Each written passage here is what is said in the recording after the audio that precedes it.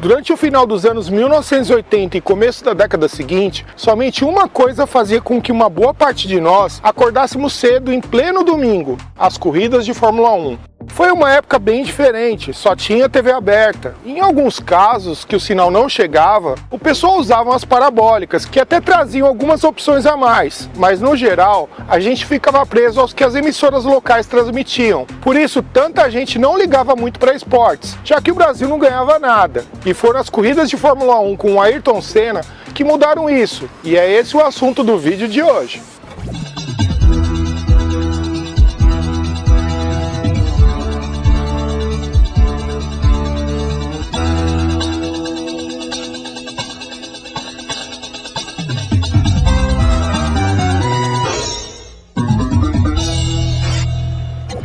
Fala pessoal, parece que foi ontem, né? É impressionante como existem acontecimentos em nossas vidas que são tão marcantes que mesmo passando tanto tempo, a gente se lembra exatamente onde estava e o que estávamos fazendo naquela hora. E com certeza muitos de nós jamais esqueceremos tudo que aconteceu naquele fim de manhã de 1º de maio de 1994. Já o pessoal que era bebê ou nasceu depois, com certeza já ouviu muito sobre Ayrton Senna em todos esses anos e pode até ter uma noção, mas somente quem viveu sabe o quanto esse verdadeiro herói brasileiro foi importante na vida da gente e, na minha opinião, o responsável por manter vivo o interesse em esportes, num tempo que ele mesmo não era tão empolgante. Naquela época, o nosso país estava em uma grande transição, o que fez com que muitos brasileiros sofressem muito. Após 20 anos de uma pesada ditadura militar, o Brasil começava a se reorganizar e por isso tudo era complicado e muitas vezes bagunçado, com muitas ideias até que boas, mas atrapalhadas e bem mal executadas. A economia não se ajustava, a inflação era completamente doida, com preços mudando no mesmo dia várias vezes. O dinheiro mudava de valor e até de nome, sem apoio às empresas, sem que as multinacionais da tecnologia e seus produtos pudessem efetivamente entrar no país devido à lei de reserva de mercado, e por causa disso muita gente passava por dificuldades financeiras. A saúde era horrível, a educação ainda sofria consequências das fortes regras da ditadura, a segurança não funcionava e tantos outros setores era uma bagunça só. No esporte não era diferente, o Brasil não ganhava no vôlei, male no basquete e no futebol então era uma tragédia. Até começamos a década bem, com o fantástico Flamengo de 1981, que ganhou a Libertadores e o Mundial, e o que deixou muitos brasileiros empolgados com a Copa da Espanha. Mas depois da derrota para a Itália naquela triste tarde em Sarriá, num jogo que o Brasil, considerado por muita gente como a melhor seleção da Copa, que só precisava de um empate, mas perdeu. No ano seguinte ainda teve o Grêmio, que também levou a Libertadores e o Campeonato Mundial, mas ficou só nisso. E os anos seguintes ficaram marcados por diversos fiascos no futebol brasileiro. E como sabemos, só mudou mesmo na década seguinte, com as 3 finais de Copa do Mundo seguidas e as vitórias nas Copas América. Naquela época, somente a Fórmula 1 trazia alguma alegria para os brasileiros, mesmo sendo um esporte sem muito interesse no começo, mas com as vitórias e títulos de Nelson Piquet no começo da década e com Senna nos anos seguintes, praticamente se tornou a maior paixão dos brasileiros, depois do futebol, claro, que mesmo não ganhando nada internacionalmente, sempre foi mantido pela paixão aos clubes inseridos com a gente desde criança. É verdade, Tracy? Talvez.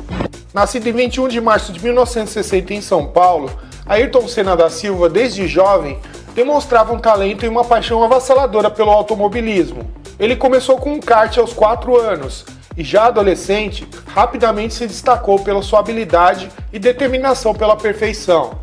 À medida que avançava pelas categorias de base no automobilismo, seu talento e comprometimento não passaram desapercebidos, o que o levou à maior categoria do automobilismo mundial com apenas 23 anos. Em 1984, Senna chegou à Fórmula 1, a pequena e discreta equipe Toleman, que ainda existe, e foi mudando de donos e nomes. Foi a poderosa Benetton, a Renault e hoje é a Alpine. Apesar de um início modesto, sua performance magistral sob chuva no Grande Prêmio de Mônaco daquele ano, onde conquistou um segundo lugar, que era para ser o primeiro, né? pois seu ritmo visivelmente mostrava que passaria Prost. Mas a corrida foi encerrada por causa da chuva antes disso acontecer, e marcou o início de uma era gloriosa que praticamente ofuscou o outro piloto brasileiro de sucesso, o Nelson Piquet. Senna não era apenas um piloto excepcional. Seu estilo de pilotagem agressivo, combinado com uma mente estratégica afiada, o transformou em um competidor formidável em pouco tempo. E como em todo esporte, quando o Brasil ganha, a gente se interessa mais. Senna conquistou 41 vitórias, 65 poles e 3 campeonatos mundiais, em 1988, 1990 e 91. E só não ganhou em 89 porque uma mutreta descarada do presidente da FIA, o Jean-Marie Balestre, que era francês, fez de tudo para que seu compatriota Alain Prost ficasse com o título. Sem dúvidas, a parceria da McLaren com a Honda foi a principal responsável pelo sucesso da equipe do carro vermelho e branco por toda a década de 1980, e ela foi uma das mais dominantes e memoráveis da história da Fórmula 1. Tudo começou em 1983, quando a Honda retornou à categoria como fornecedora de motores, inicialmente para a equipe Spirit e depois para a Williams. Porém, foi com a McLaren, a partir de 84, que a Honda alcançou seu auge. Naquele ano, a McLaren Honda mostrou sua força absoluta, vencendo 12 das 16 corridas da temporada. Niki Lauda conquistou o título mundial por apenas meio ponto de diferença sobre o seu companheiro de equipe Alain Prost, em uma das disputas mais acirradas da história. O motor turbo V6 da Honda, combinado com o chassi revolucionário da McLaren, provou ser imbatível. A dominância continuou em 1985, quando Prost garantiu seu primeiro título mundial, vencendo 5 corridas. A Honda não apenas fornecia motores potentes, mas também era conhecida por sua confiabilidade e eficiência, fatores cruciais na era turbo. O ápice da parceria veio em 1988, com a introdução do McLaren MP4/4, considerado um dos carros mais dominantes e perfeitos da Fórmula 1. Pouca gente sabe o porquê dos carros da McLaren terem o prefixo MP4 no nome de todos os carros, como no lendário MP4/4 de 1988, e isso tem um significado especial na história da equipe. A sigla vem de Marlboro Project 4, resultado da fusão entre a McLaren e a Project 4 Racing, a empresa do então jovem designer Ron Dennis, em 1981. Com o motor Honda V6 Turbo extremamente eficiente e a dupla de pilotos Ayrton Senna e Alain Prost, a equipe venceu 15 das 16 corridas da temporada, um recorde que permanece até hoje. E era para ser todas, mas no Grande Prêmio da Itália em Monza, Senna liderava a prova, mas bateu na volta final, e a vitória ficou com Gerhard Berger da Ferrari. Naquele ano, Senna conquistou seu primeiro título mundial, enquanto Prost terminou como vice-campeão. A Honda continuou fornecendo motores para a McLaren até 1992, mas com o domínio da Williams e a sua histórica suspensão inteligente, Senna, acostumado a lutar por vitórias, agora via-se uma McLaren defasada, usando motores Ford temporários e depois os problemáticos V10 da Peugeot. A frustração era visível, ele só venceu 3 corridas, contra as 9 de Nigel Mansell da Williams, que acabou sendo campeão. Em 1993 a situação piorou. A McLaren, sem desenvolvimento competitivo, dependia quase que exclusivamente do talento de Senna para brigar por pódios. Mesmo assim, ele conseguiu 5 vitórias épicas, incluindo um triunfo sobre chuva torrencial no GP da Europa em Donington Park, onde ultrapassou 4 carros na primeira volta, uma das maiores exibições da história da Fórmula 1. Mas a Williams continuava intocável, com Alain Prost conquistando seu 4º título com facilidade. E no final da temporada, Prost anunciou sua aposentadoria e Senna pôde enfim assinar com a Williams para 1994. Era um momento lógico, a equipe era mais forte, queria o melhor piloto, mas também carregava um peso enorme de expectativas. O ano de 1994 começou sob tensão. A FIA havia banido a suspensão ativa e o controle de tração, tecnologias que eram base do sucesso da Williams. O carro, o FW16, era rápido, mas difícil de dirigir, muito diferente do que Senna esperava. Nas 2 primeiras corridas, no Brasil e no Pacífico, ele largou na frente, mas abandonou, e sofreu muito com a instabilidade do carro. A pressão aumentava, a equipe corria contra o tempo para ajustar o carro e deixá-lo competitivo, o que só aconteceu na segunda metade do campeonato, quando Damon Hill, o parceiro de Senna, quase venceu o Mundial, perdendo para Schumacher por 1 ponto. E se Hill, com todas as limitações que tinha, fez isso, imagina se fosse o Senna. Mas, como sabemos, em San Marino, na Itália, pela 3ª vez na temporada, ele largou na frente. E naquela manhã de 1º de maio de 1994, o mundo assistiu ao vivo na TV uma tragédia inimaginável, quando Senna sofreu um acidente fatal ao bater na tamburello. Senna bateu forte. Ali na Tamburello. A batida muito forte. E atenção para esta informação. Segundo um porta-voz do Hospital Maggiore de Bolonha, foi anunciada oficialmente morte cerebral do piloto brasileiro Ayrton Senna. Repito, anunciada a morte cerebral do piloto Ayrton Senna, internado no Hospital Maggiore de Bolonha. Com certeza muitos de vocês se lembram onde e o que estavam fazendo naquela manhã. Eu mesmo me lembro, eu estava assistindo a corrida e depois que ela acabou eu fui pintar o portão de casa. Quando já na hora do almoço, um vizinho chegou e disse que tinha acabado de ver na TV a notícia que ele tinha falecido. E vocês se lembram onde estavam e o que faziam naquele triste 1º de maio de 1994? Se sim, conta aqui nos comentários que eu quero saber. E em todos esses 30 anos, quando o assunto é balões em homenagem ao Ayrton Senna, para muita gente os balões da emenda, o capacete de 1995 e o troféu de 7 metros que teve um pôster autografado pelo Senna em 1989, estão no topo da lista de muita gente. Mas você sabia que esse não foi o único pôster autografado por ele? Não. Foram poucos os balões feitos em sua homenagem, e o primeiro que eu tenho conhecimento subiu de uma revoada no Recanto da Pamonha, um campo atrás de um restaurante com esse nome, que ficava na Rodovia dos Trabalhadores, que foi rebatizada de Rodovia Ayrton Senna após a sua morte. Hoje o local não existe mais, agora é um trecho do Rodoanel Mário Covas, uma enorme rodovia que circunda a região central da Grande São Paulo, conectando 10 rodovias estaduais e federais que passam por aqui. Ela foi criada para evitar, por exemplo, que caminhões vindos de outras partes do país tenham que passar pela região metropolitana, que já sofre demais pelo trânsito e pelo excesso de veículos. Essa revoada aconteceu na manhã de 4 de dezembro de 1988, e esse balão da turma da emenda quase passou desapercebido, já que ele foi solto quase no final. Ele tinha 7 metros e 30 centímetros, e uma silhueta bem parecida com o que conhecemos hoje como trufe, mas era chamado de bolinha pelo seu criador, o Nenê, que criou o molde mesclando a parte superior de um golfier com a de baixo de uma mexerica. Até então, Senna ainda não havia ganho seu primeiro campeonato, mas já era a paixão dos brasileiros por suas vitórias, e o Nenê decidiu fazer essa bandeira ao ver uma foto na capa de uma revista sobre o Grande Prêmio da Hungria daquele ano, e passou para o Toninho, que montou e pintou o projeto. Nessa época, eles tinham um amigo chamado Elídio Raimondi, que possuía um famoso bar com seu nome na Moca, que ainda existe, e era frequentado por diversos empresários, artistas e jogadores de futebol, e entre eles, o manager, o empresário e amigo de Senna, Armando Botelho. Passados alguns meses da soltura, o Elídio teve a ideia de levar um pôster do balão para Senna autografar, e ele, o Nenê e o Pedro foram até o escritório de Ayrton em São Paulo. Quando chegaram, foram recebidos pelo Sr. Armando e em um breve bate-papo, contou que Ayrton gostava muito de balões, que já tinha até perseguido um com seu jatinho, até eles sumirem em alto mar.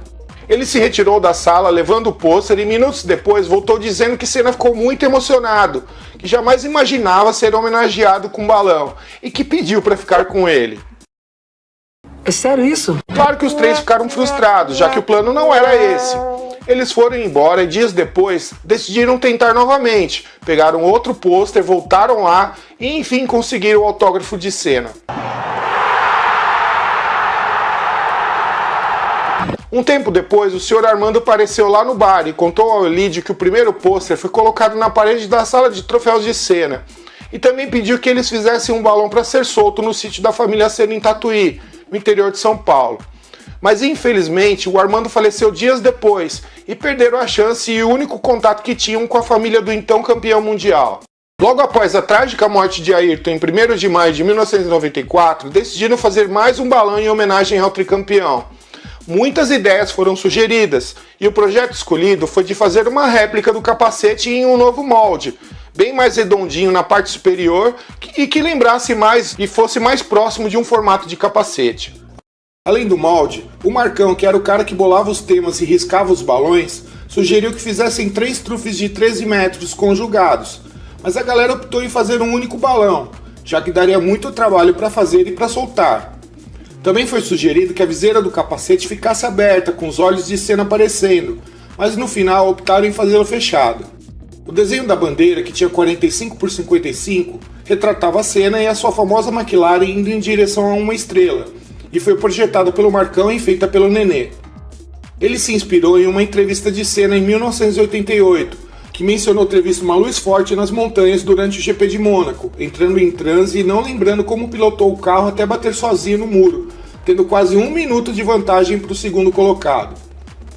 A data de soltura planejada era 1º de maio, exatamente um ano após a morte de Senna, mas o mau tempo em Mariporã naquela época do ano impediu isso. Somente em 28 de maio, após horas de espera para a neblina dissipar, o balão subiu com milhares de pessoas presentes e emocionadas, com vários carros com som ligados tocando o tema da vitória, a música que a TV Globo escolheu para cada vitória de qualquer piloto na Fórmula 1, mas que se tornou o hino de Senna. O balão foi embora e seguiu sentido Rio de Janeiro, sendo visto pela última vez em Angra dos Reis, uma cidade litorânea onde o Senna tinha uma casa, e sumiu mar adentro. Até hoje não há notícias de onde ele possa ter caído. Em 2006, após 13 meses de muito trabalho, mais uma homenagem ao tricampeão foi feita pela emenda. Desta vez, um modelado de 22 metros, com uma decoração geométrica e rostos do Senna riscados. O curioso é que o balão subiu no mesmo dia, 28 de maio. Solto do sítio do saudoso Ditinho Boava, em Nazaré Paulista, no interior de São Paulo, logo após subir o peão de 40 metros da Cortiço, conseguiram uma façanha de montar a enorme armação de 36 por 50 com quase 11 mil lanternas em menos de 10 horas, e ainda soltaram o balão no mesmo dia. Assim como os outros 2 balões feitos em homenagem ao Senna, o balão emocionou a todos os presentes. Mesmo com problemas na soltura, ele subiu, foi embora e caiu em uma área de mata. Foi encontrado somente no dia seguinte todo molhado pelo sereno da noite e não teve chances de recuperação. Na época da morte de Senna, o mundo do balão já tinha evoluído bastante, mas ainda não existiam muitos especialistas em projetar decorações, painéis e bandeiras por computador, o que prejudicava muito a criação de bons trabalhos, principalmente quando envolviam fotos e homenagens a pessoas, artistas ou esportistas e ídolos como Senna. É verdade. A maioria dos balões soltos até então eram bem simples, taqueados feitos à mão. E um outro balão que a nossa pesquisa encontrou depois da soltura do Bolinha do Nenê foi uma bandeira no Festival da Rede Coringa e Colibri em 1991. E um outro trufe, já em 92, da Turma da Água Fria. Mas essa história eu só conto no final do vídeo, fica aí. Que maldade você fez comigo. 1994 foi ano de Copa do Mundo, a Copa do Tetracampeonato. E como o Senna nos deixou pouco mais de um mês antes da Copa e da temporada de balões e festas juninas, não deu tempo para muita gente fazer algum balão em homenagem a ele. Pois o foco, como sabemos, em ano de Copa do Mundo, são balões inspirados no maior campeonato de futebol de seleções do mundo. Mas encontramos alguns balões em homenagem ao tricampeão soltos em alguns festivais em São Paulo e no Rio de Janeiro. Não só em 94, mas no ano seguinte. É fato que o capacete do Senna feito pela emenda em 1995 é até hoje o mais famoso balão feito em homenagem ao nosso ídolo, e abriu as portas para muitas turmas se inspirarem e escolherem Ayrton Senna para os seus projetos. Fato é que ele é o balão mais copiado da história, que começou com uma réplica solta em 1998 pela Molex do Rio de Janeiro, desta vez com 12 metros, depois os 3 trufes conjugados de 4 metros feitos pela GBCC reproduzindo o primeiro esboço da ideia original da emenda, e outro de 10 metros da UBZS da Sem Saída em 2010, também com uma das ideias iniciais do projeto, que tinha a viseira do capacete aberta. Depois tivemos um de 18 metros no meu primeiro festival de balões sem fogo em 2011, que foi feito e solto pela Obra de Arte, e tantos outros menores, que vira e mexe aparecem por aí, uns bem parecidos, outros nem tanto, mas sempre com a intenção de homenagear o nosso tricampeão. Em todos esses anos, Ayrton Senna segue vivo em nossas memórias. Ele foi, sem dúvidas, um dos maiores esportistas, não só do Brasil e do mundo, mas da história. E já foi homenageado em São Paulo, no Rio de Janeiro e até mesmo no Paraná em muitos balões, de tudo quanto é tamanho e formas. São dezenas de peões carrapetas, mexericas, modelados, lapidados, balões com armação, muitos com bandeiras, outros com fogos, com e sem fogo. Enfim, a lista de balões feitos em homenagem a Ayrton Senna é imensa. Assim como a saudade que temos em acordar cedo aos domingos ou esperar nas madrugadas as suas vitórias em todos os cantos do mundo. E nos resta apenas as memórias de uma época que dava gosto assistir uma corrida de Fórmula 1 pela TV ou até mesmo ouvir pelos rádios dos carros quando estávamos voltando de uma soltura ou resgate. Para finalizar, como eu havia prometido por todos esses anos, o famoso quadro do Bolinha da Turma da Emenda, que foi autografado por Senna em 1989, ficou marcado como o principal item de ligação do nosso campeão, não só com a turma mais famosa do planeta, mas com o mundo do balão. Além da Turma da Emenda, uma turma fundada nos anos 1980 na Zona Norte de São Paulo, fazia muito sucesso, com muitos balões marcantes que são lembrados até hoje, chegando até a ganhar uma boca de ouro com o melhor fogueteiro de ouro de São Paulo em 1990, a Turma da Água Fria, carinhosamente chamada de TAF. Entre seus integrantes temos o Betão, que tinha uma oficina mecânica, e do lado outra oficina especializada em conserto de triciclos, quadriciclos e motos aquáticas, popularmente chamadas de jet ski. Muito amigo do dono, o Cristiano, o Betão sempre dava uma força no conserto dos veículos de clientes do amigo. E entre seus clientes, um morador também da Zona Norte, que durante as suas férias sempre aparecia por lá para consertar ou revisar seus jet skis, o Ayrton Senna. Apaixonado por adrenalina, quando não estava correndo, Senna sempre passava suas férias em sua casa de praia em Angra dos Reis, no litoral do Rio de Janeiro. E um dos hobbies que mais gostava era pilotar sua moto aquática. Mas quando ela dava pau, era a oficina do Cristiano em São Paulo que resolvia. E foi em uma dessas visitas que o Betão, um apaixonado por Fórmula 1, bateu um papo com Senna e pouco depois decidiu fazer um balão para homenageá-lo. Ele pediu ajuda ao Boy, o principal responsável pelos projetos da turma, para criar uma bandeira, e ele começou a pesquisar em busca de imagens, até encontrar uma edição da Auto Sport de 1991, ano do tricampeonato de Senna, e com ela criou o projeto da bandeira, que tinha por volta de 12 por 16. O balão também era um trufe, com 8 metros e taqueado em espiral. Foi solto em junho de 1992, de um campo no bairro de Palmas do Tremembé, próximo à sede da turma, e caiu em cima de uma casa na Ataliba Leonel, perto do Tucuruvi, onde foi pego pela própria turma, mas a bandeira não foi possível resgatar, pois rasgou todinha. Depois de alguns meses, já imaginando que nas férias de Fórmula 1 Senna iria aparecer na oficina do Cristiano, o Betão mandou fazer um pôster e deixou lá, na esperança que o Ayrton o autografasse. E foi o que aconteceu. Quando o Senna foi na oficina, o Cristiano pegou o pôster, mostrou a ele e é claro que ele gostou muito. Não pensou duas vezes em deixar o seu agradecimento à TAF pela homenagem, que se tornou mais um patrimônio não só da turma, mas de todo mundo do balão.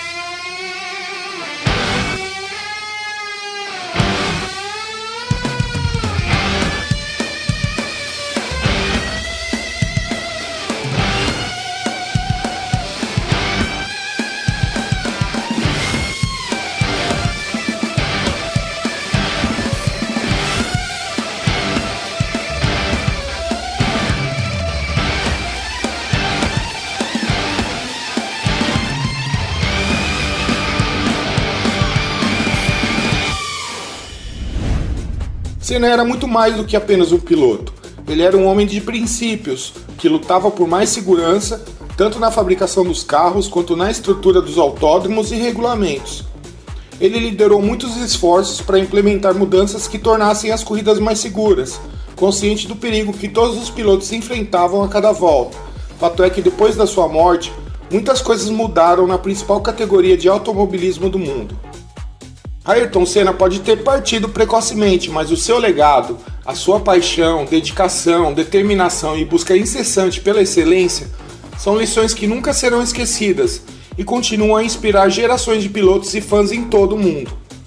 Mesmo com os números e estatísticas dizendo que Michael Schumacher e Lewis Hamilton são os maiores da história, para quem entende um pouco de automobilismo sabe que Senna sempre será o maior de todos os tempos. 31 anos atrás, Ayrton se despediu, mas além daquela curva, ficam a saudade e as lições. A cada vitória, Senna não viveu apenas no limite, ele ultrapassou todos os limites possíveis, deixando de ser um piloto vencedor para se tornar um herói, uma lenda mundial. E nos inspirou a fazer o mesmo, nos ensinou que, com paixão, coragem e muita dedicação, podemos superar todos os nossos desafios e, principalmente, fez com que muitos de nós aprendêssemos que esporte não era apenas aqueles com bolas que devíamos amar. É isso, meus amigos. Se você gostou, já deixa o seu like no vídeo, se inscreva no canal e ative as notificações para você ser sempre avisado quando eu publicar um vídeo novo. Bom, eu vou ficando por aqui e até o próximo vídeo com mais uma boa história sobre o nosso querido mundo do balão. Um abraço bem sentado e um beijo a todos. Tchau!